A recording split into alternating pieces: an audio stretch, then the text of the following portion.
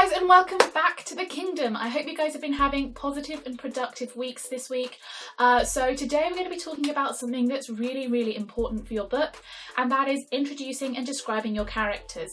And it's such a difficult task to get absolutely right, but it will make or break your characters in the long run. However, I have seen people do some really strange things when introducing their characters. So without further ado, let's do this.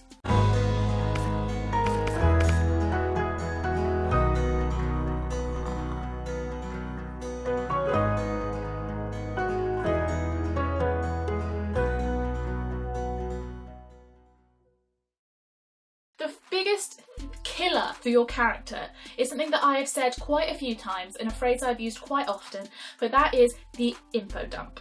Now, when it comes to characters, the info dump specifically tells me absolutely everything about the character and leaves nothing left for discovery.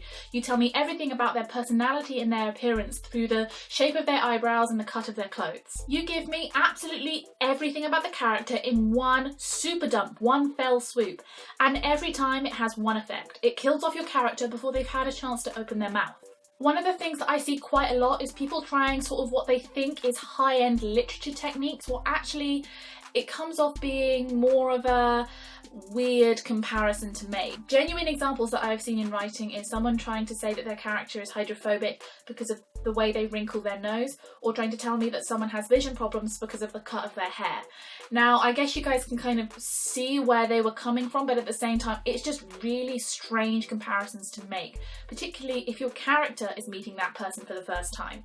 In fact, that is something that I've seen a lot, particularly in people who attempt info dumps, because if you're doing an info dump, people recognise, even if it's on a subconscious level, that it's boring, and as such try to spice it up with interesting writing. You get a lot of people who try to describe interesting personality traits with really strange parts of their outward appearance. Think about it like this: you can't tell that someone in the street is a loud person because of their shoes. You can't tell that that person in the street is allergic to peanut butter because of the colour of their handbag. That would be a really strange thing to assume about someone just by looking at them.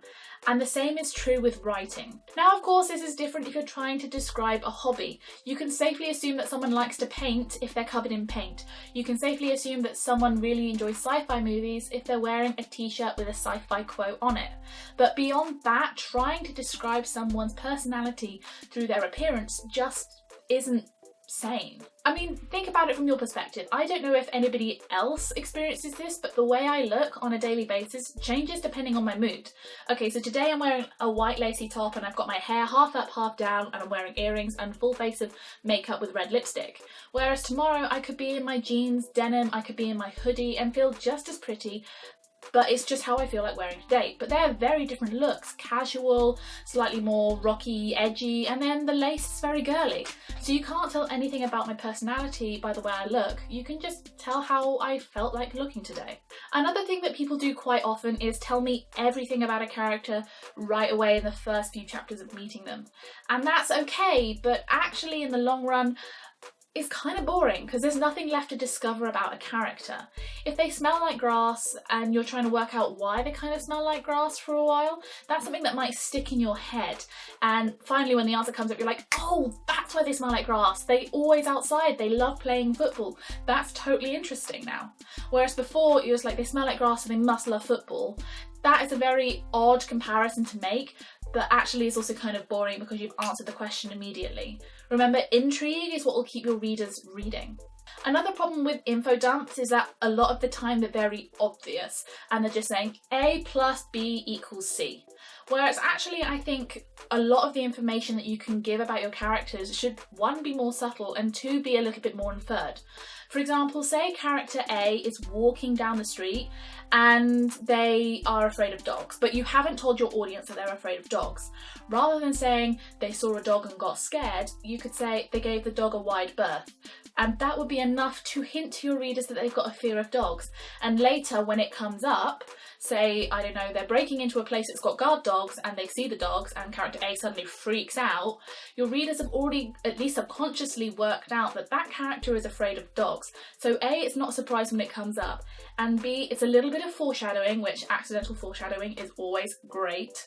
And it's just a little bit of a better way of introducing the fact they're afraid of dogs. And also it allows you further down the line to do more character development, which is absolutely one of the things that people read for. So last week I did a video about writing first chapters and how threading information throughout the first 3 chapters in your book is really key to making sure that your book doesn't overload your readers. Well, I think the same is true for characters, except with characters you can thread that information through the entire series. Unless it comes up, it's not relevant information. Unless the fact that the colour blue is important to this character later down the line, you don't need to tell me it's her favourite colour, because actually that's something that's not very interesting about her personality. It doesn't matter who you are, you can enjoy the colour blue. Girls, boys, whether you're sporty or you're artsy or you enjoy fashion, it doesn't matter. Everyone can have a favourite colour that's blue. It doesn't tell me anything about her personality. But maybe later down the line you get a clue and you know that because her favourite colour is blue. That is when it is okay to put in that sort of really little detail that's quite interesting, but otherwise it's just a time killer and a chance for your reader to switch off. Now, another thing I wanted to talk about when introducing your characters is try not to describe them with cliches. Now, cliches are cliches for a reason, and that is because they work. Everyone knows the skin like cream, hair like chocolate, all of those phrases that we've used since we were about 10.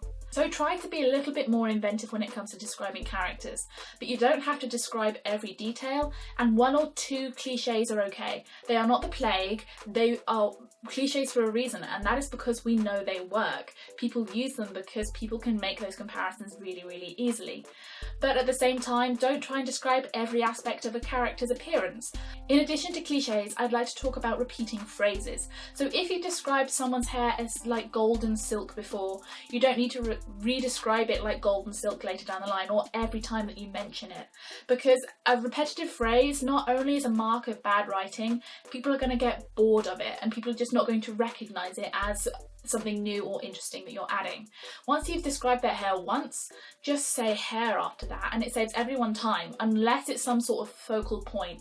Maybe you're doing a Rapunzel spin-off, in which case hair is a very important part of your story, and describe it as many ways as you like. But if it's not, then it's just hair and no one really wants to waste their time reading about someone's hair again. The last thing I want to say is that, you know, when I started writing, I would spend hours searching for the exact shade of someone's eyes or hair or skin colour, and actually it's a waste of time. People don't like it, they don't enjoy it, and truth be told, it's kind of boring and a mark of an amateur writer.